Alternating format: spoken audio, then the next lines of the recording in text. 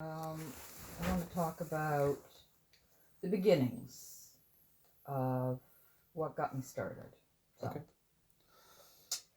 So it was after I had my first child, Leela, and I was breastfeeding in a time when there was very little support. Doctors support at that time would mean if you were having trouble, they'd say just put your baby on formula. There was no breastfeeding support, and I found a group called La Leche League, which is now internationally known. How do you spell that? It's capital L A, capital L E C H E, League, League. Okay. Yeah. And it was a group that was formed from women, just women, housewives, women looking after their children, who started a support group for those other women who had chosen to breastfeed in a time that it was very unpopular to do so in North America. North America is probably one of the only places in the world that this has occurred on such a large scale of it's don't bother breastfeeding, it's too much trouble, just formula feed. So, and it was important to me to make sure my child had the best, the most superior form of food, and that to me was breast milk. So I went to La Leche League meetings when she was just turning 6 weeks old. Maybe she was 5 weeks, because I was having a terrible time with very sore, cracked, bleeding nipples. And the support was incredible, and I resolved the problem. So by the time she reached 6 weeks, the problem completely went away, and breastfeeding was smooth sailing from there on. How did you resolve the problem, if you don't mind me asking? I actually ended up using a nipple shield just so that the nipples could heal, so that they didn't get the usual. The problem with nipple shields is that you don't necessarily get the right stimulation on the nipple, and then producing milk is a feedback system, so it's a very biological, physiological process. So the breast needs certain stimulation in order to cause the brain, the pituitary gland, to kick in and produce the amount of milk that your infant is requiring. Now, the biggest problem that I didn't realize at the time, and I think nobody really understood at that time, we're going back 44 years now, was really positioning. So the problem with damaged nipples comes from poor positioning, and usually nothing more. Sometimes it's from the baby's suck, but and sometimes babies can have what's called tongue tie, which is another. We can get into tongue tie at a later date, but usually sore, cracked, bleeding nipples comes from incorrect positioning. We didn't know that at the time, but the nipple shield worked for me, and got on track. And because I was so impressed with the level of support that I'd received, that as my baby Leela got older, I hosted. You could host a series of 4 meetings in your own home. Okay. So because each session, each time, it was like a rotation of 4 meetings, and then they would restart again. So during the 4 meetings, that would be, so once, how often did we meet? I think it was once a week. Once a week, then you'd go through X number of topics during one meeting. So it would take a course of 4 meetings to go through all the topics. But regardless, if you were having problems that were not due to be talked about until 3 sessions down, you would still find support there, where even it might not have been talked about very much within the group at the time, but they had lactation support people who had been approved by La Leche League to run these groups. So there would be a designated leader at each meeting who could sit with you outside of the group and go through the specific issues you were having, and resolve them. Was there any awareness at the time of the psychological benefit to breastfeeding? Only with the women. Nobody else. You could never find it with the medical profession. They couldn't understand why we were so intent on breastfeeding our children. Because from my understanding, there's an important mental connection between the mother and the child. Of course. Yeah. Of course. Yeah. It's more than physical. It's mental and emotional. It is, and it doesn't work for all women, but for most, the connection that they make with their babies is what keeps them alive, basically. So so that breastfeeding relationship is incredibly important in the psychological relationship. It's incredibly important because it's such a close bond, and it is very specific. It's to just the mother and baby unit, and that's what's required in order for that baby to survive its first year. We certainly through medical technology, we can take care of lots of different things, but if you had nothing else, these things are required. So for example, in third world countries, a good breastfeeding relationship means the difference between that baby living or dying in its first 1 to 2 years. So, while we might not need that in the Western world, technically, it's just, you cannot ignore the immense benefit that both mother and baby receive from a successful breastfeeding relationship. Anyway, going back to the story.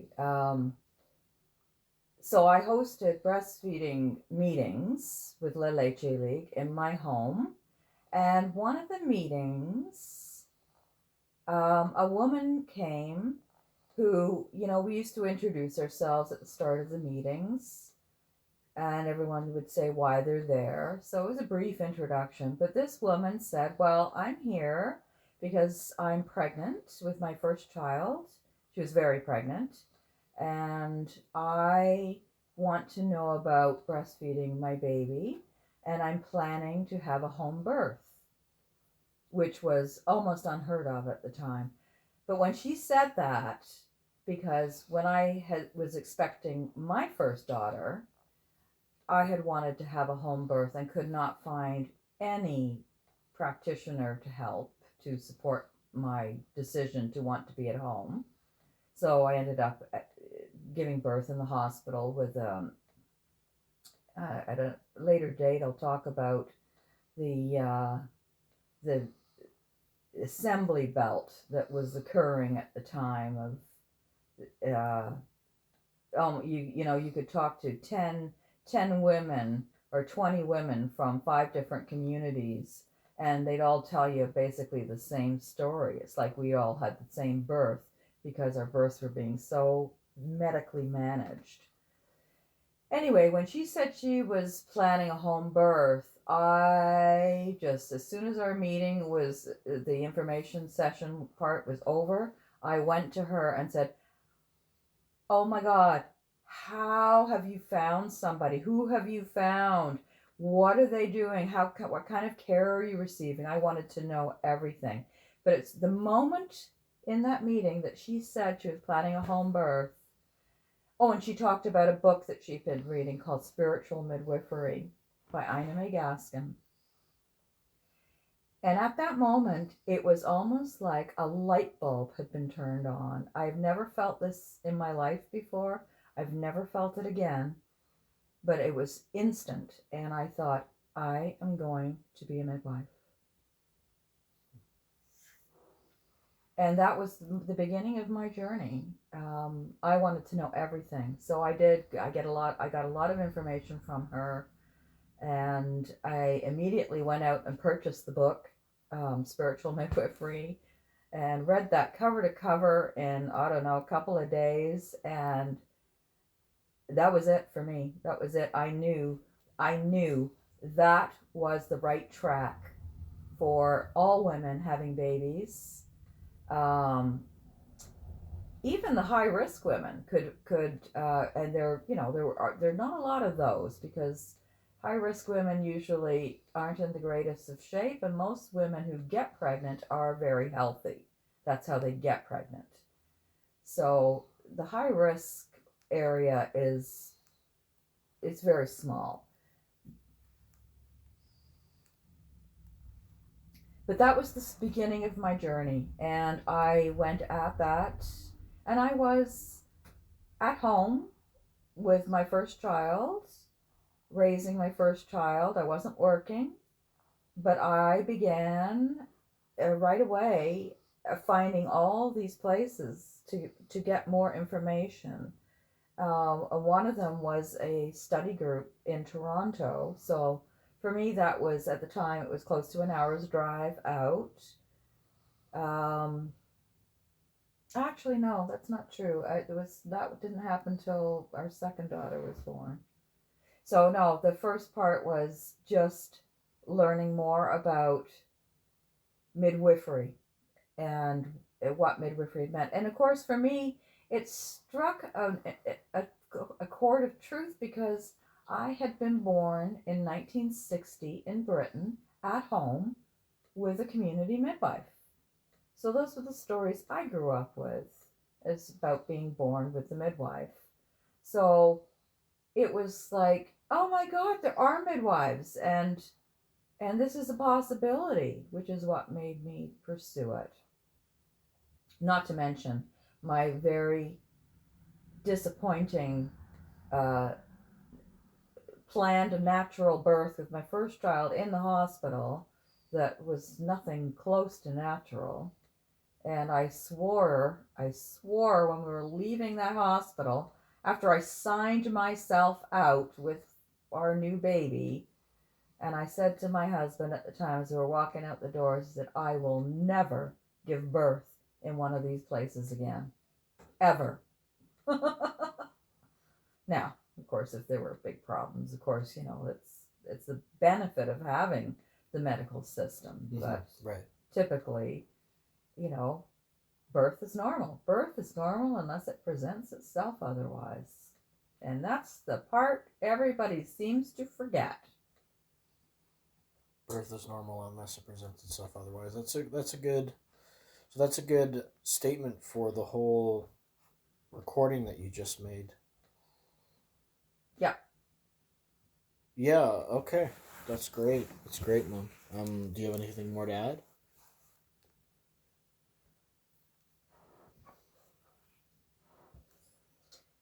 Well, I guess what I did to pursue this dream of becoming a midwife was I ended up finding, I don't know how I did this. Honestly, going back, I don't know how I found these people, because we didn't have internet back then. Actually, I think it probably was from that woman who had said, I'm having a home birth. And she had found someone saying she was a midwife. There were no regulated midwives at the time, because there had never been regulated midwifery in the history of Canada at that time. So I think that's how I did it. I think I got her number and called her and went to visit her, took a drive up to visit her, and she put me on to something called informed Home Birth, which is an American-based company started by a lady named Rahima Baldwin. So, and from at that point, I applied to become a certified childbirth educator. So I had to do courses and go through the whole teaching process, which was all done by mail, because again, we had no internet. It's all done by mail. But I did that, and it took me about a year and a half, I think, to complete it. And I think, no, it took me longer than that, because I was pregnant with our second child before I completed it. So, but I had made all these connections, and so I was on my way to the career that I wanted to have. It's the only thing I ever truly wanted to do, was be a midwife. It was so exciting to me, and it felt like something that could make a difference in so many women's lives and babies' lives, that it felt really important and worthwhile. And certainly, I was just so excited about it all the time. And I just did that.